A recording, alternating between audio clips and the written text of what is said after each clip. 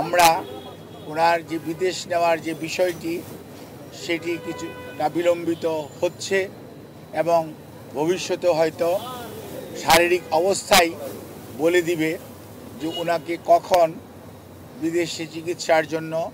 নিয়ে যাবে অথবা নিয়ে যাওয়া হবে। এখন আমাদের মেডিকেল অ্যাম্বুলেন্স সবসময়ই প্রস্তুত আছে, কিন্তু প্রস্তুত থাকলেও সর্বোচ্চ পর্যায়ে দেশনেত্রী বেগম খালেদা জিয়ার করোনা বা যে কোনো ভাইরাসের এগেইনস্টে ফাইট মানি ব্যাকট্রলের লেফট রাইট সুচিকিৎসা এবং ওনার সেফটি অ্যান্ড সিকিউরিটি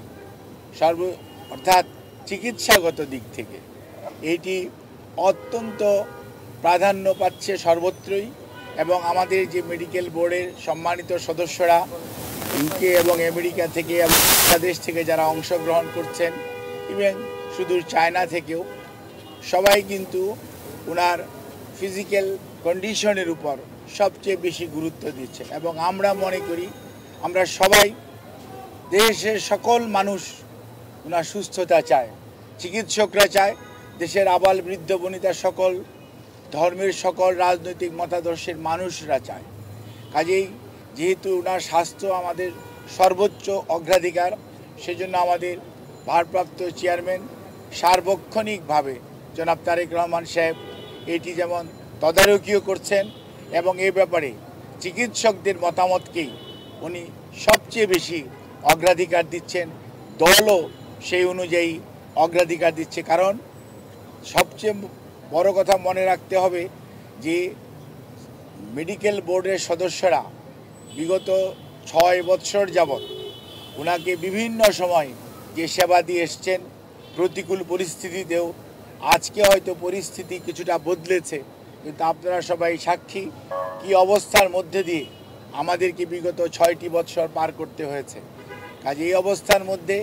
মেডিকেল বোর্ডের সদস্যরা অত্যন্ত দৃঢ়তার সঙ্গে এবং অত্যন্ত professionally they are handling the matter. অর্থাৎ আমাদের যে এইখানকার যে শুধু যে দেশের চিকিৎসকরা এটার সাথে ইনভলভ তা ভাবার কোনো কারণ নেই। আমি সব সময় আপনাদেরকে মেডিকেলের সদস্যদের নাম সব সময় বলেছি, আমি আবারও আজকেও বলতে চাই যে আমরা প্রফেসর ডক্টর শাহাবুদ্দিন তালুকদার এখানে উনি আছেন, এখানে ডক্টর এজেড সালেহ আছেন, ডক্টর মাসুম কামাল আছেন, ডক্টর শিজান ডক্টর লুৎফুল আজিজ উনিও আছেন, professor AQM Mohsin, professor doctor Shamsul Arefin এবং ওনার প্রধান চিকিৎসক ডক্টর ফখরুদ্দিন মোহাম্মদ সিদ্দিকী এবং doctor professor doctor Nuruddin Ahmed, ইনারা বাংলাদেশ থেকে আছেন। এর বাইরেও সব সময় ওনার চিকিৎসার ব্যাপারে জন পেট্রিক কেনেডি এবং জেনিফার ক্রস এবং প্রফেসর গোল্ডস্টোন, এই 3 জন লন্ডন ক্লিনিকের চিকিৎসক, এবং প্রফেসর ডক্টর রিচার্ড উনি হচ্ছে লন্ডন ব্রিজ হসপিটাল অর্থাৎ আপনার কিংস কলেজের উনি প্রফেসর, উনি আছেন। শাকিল ফরিদ পেপোয়ার ক্যামব্রিজ যে কার্ডিওলজি সেন্টার সেইটার সাথে জড়িত আছে, এবং প্রফেসর গার্বি উনি হচ্ছেন একজন আপনার কার্ডিওলজিস্ট যিনি ভ্যালভুলার হার্ট ডিজিজ হ্যান্ডেল করেন, উনি এটার সাথে সম্পৃক্ত আছেন। এবং USA থেকে প্রফেসর হাবিবুর রহমান লুলু এবং professor John Hamilton, professor doctor Hamid র, professor doctor Rafiquddin Ahmed, professor doctor Jarjis, এনারা কিন্তু ওনার চিকিৎসার সাথে সম্পৃক্ত আছেন। কাজেই সব সময় এই চিকিৎসার সমন্বয়ের জন্য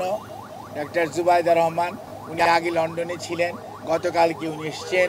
এবং উনিও সার্বক্ষণিকভাবে এই চিকিৎসা মেডিকেল বোর্ডের সকাল বিকাল যে মেডিকেল বোর্ড বসে পরামর্শ করে সেই সমস্ত বিষয়ে উনি অংশগ্রহণ করেন এবং সার্বিকভাবে ওনার পরিবারের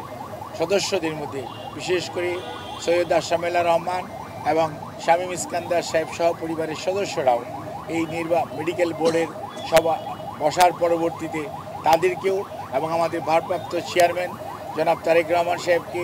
আমাদের দলের মহাসচিব মির্জা ফখরুল ইসলাম আলমগীর সহ দলের সর্বোচ্চ পর্যায়ে নেতৃবৃন্দকে যথাযথভাবে অবহিত করে রাখা হয়েছে। কাজে ওনার চিকিৎসার ব্যাপারে বিভিন্ন ধরনের সোশ্যাল মিডিয়াতে, আমি তো সোশ্যাল মিডিয়া দেখার সুযোগ হয় না, আমি দেখিও না, কিন্তু কোনো সময় অনেক গুজব শোনা যাচ্ছে বা অনেকে বেড়ায়। আমি সবাইকে অনুরোধ করব, দয়া করে দেশনেত্রীর এর প্রতি যদি আপনাদের শ্রদ্ধা এবং ভালোবাসার নিদর্শন স্বরূপ বিনীতভাবে অনুরোধ করব, আপনারা দয়া করে যে শুট ফ্যাক্ট এটার বাইরে কেউ গুজব ছড়িয়ে মানুষকে দয়া করে বিভ্রান্ত করবেন না, এবং শুধুমাত্র আল্লাহ রাব্বুল আলামিনের কাছে দোয়া করেন আল্লাহর অশেষ সহমতে সব সময় উনি এসছেও প্রতিকূল অবস্থা থেকে আল্লাহ ওনাকে সুস্থ করেছেন। আপনাদের সবার দোয়ায় আমরাও এবার